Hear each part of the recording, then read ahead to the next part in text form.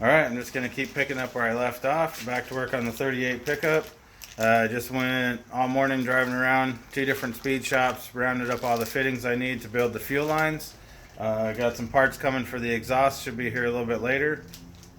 I got my wiring taped up, finished up from yesterday, so I'm all ready to go build some fuel lines. So let's see if I can get the fuel lines done today. Okay, so the first thing I need to do, since this thing has been sitting for a little while, I already pulled the cap off of it when I had the gas tank out to make sure that the gas tank wasn't starting to corrode or nothing. It looked fine, but the gas is definitely old. It's been in the garage most of the time, so it hasn't really rotted anything or done anything crazy. It just I need to pump the gas out of it anyways. Alright, hook that up. Now, fuel pump wires, you got your big pink with the black. That is your fuel pump power. And then the heavy black one is your ground. Alright.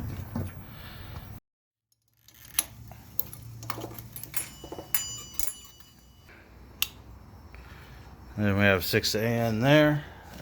This one here, this is a compression fitting. That's going to go on there like that. These are built to go right into the fuel rail. I just put a little lube on the O-ring, and then it should slide right in. A little push and turn, and it should snap right in.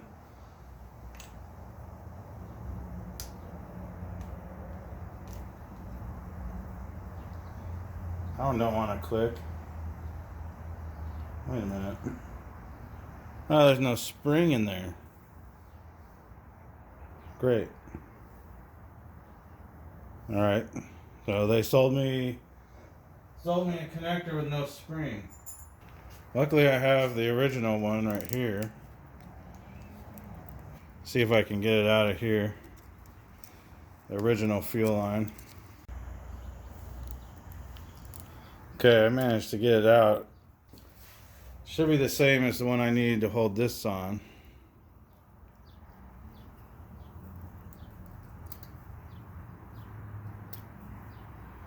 Alright, hopefully. If not, I gotta drive all the way back across town.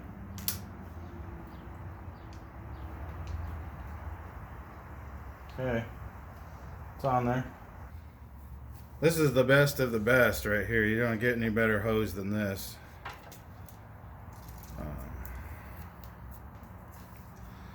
So, take one of these AN fittings.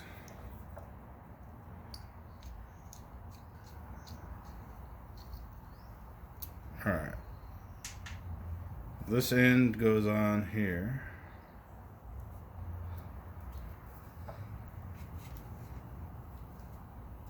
Hopefully these go a little easier than the ones I put on the oil cooler. The Dash 8s were tough.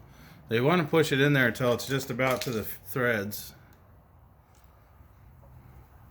And then this piece here goes inside the center of the hose, and you tighten it down.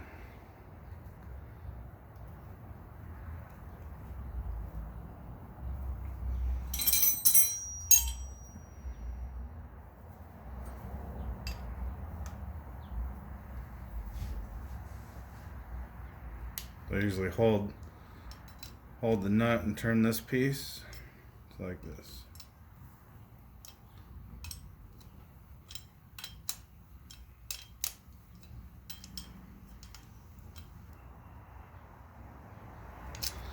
Just like that. Now I think I'm going to start with the return. I'm going to go ahead and screw this on up here. Can't see that, but okay, now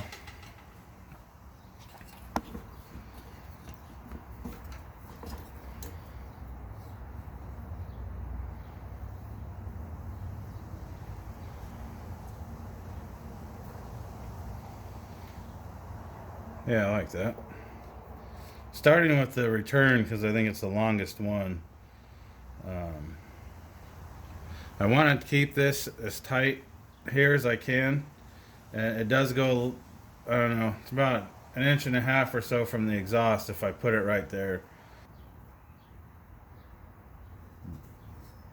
Mark it with tape, and then I'll cut right through the center of the tape.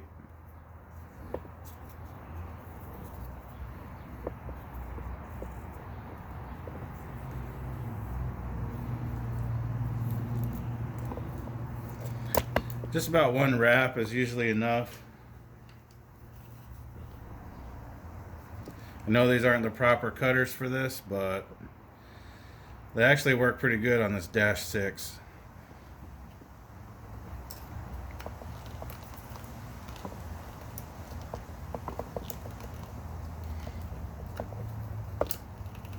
They used to.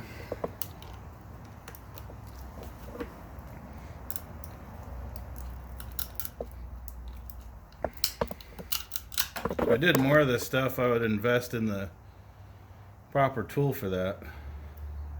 But it cuts it pretty clean. I like doing that better than cutting it with a die grinder. I really don't like cutting it with a die grinder.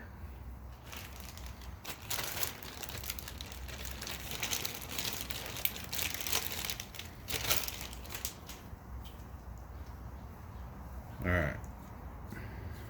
Wow, these ones are going on much easier than those Dash 8s I put on.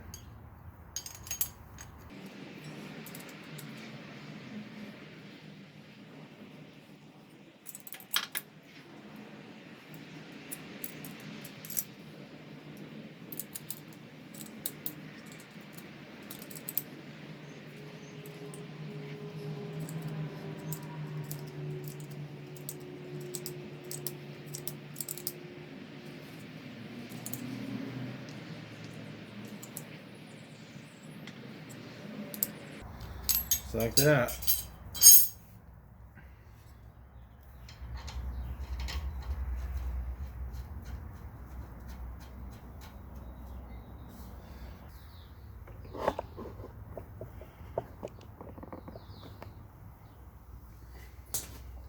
A little better angle.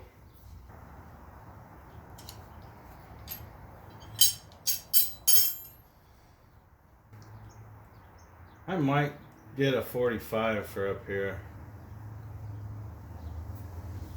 I was thinking I probably should, but I think I might.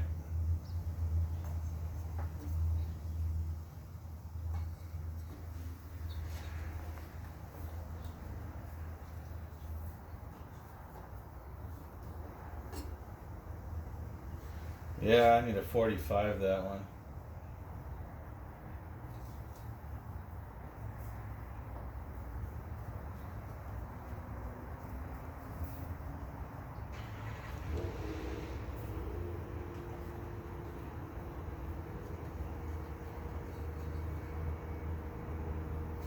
Yeah, that's better like that.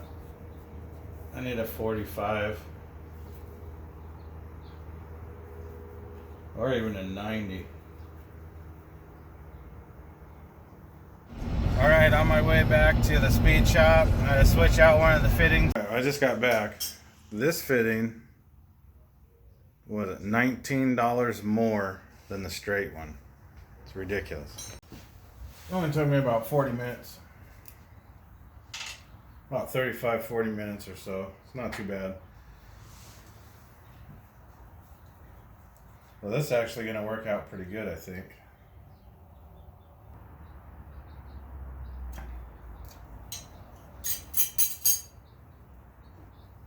All right.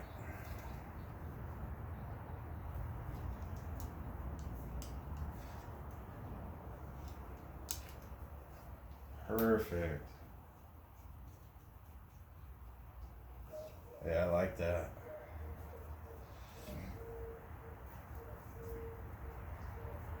Just for now, I'm going to throw a piece of tape around these.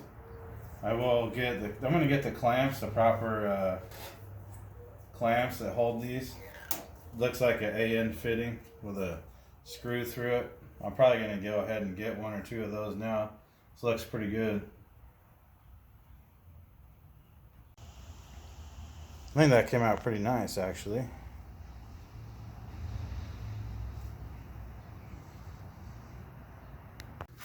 Okay, the fuel lines came out pretty nice. Next time I'm up at the speed shop, I'm gonna pick up the 2 clamps that hold those that hold the lines together. Makes them look really nice.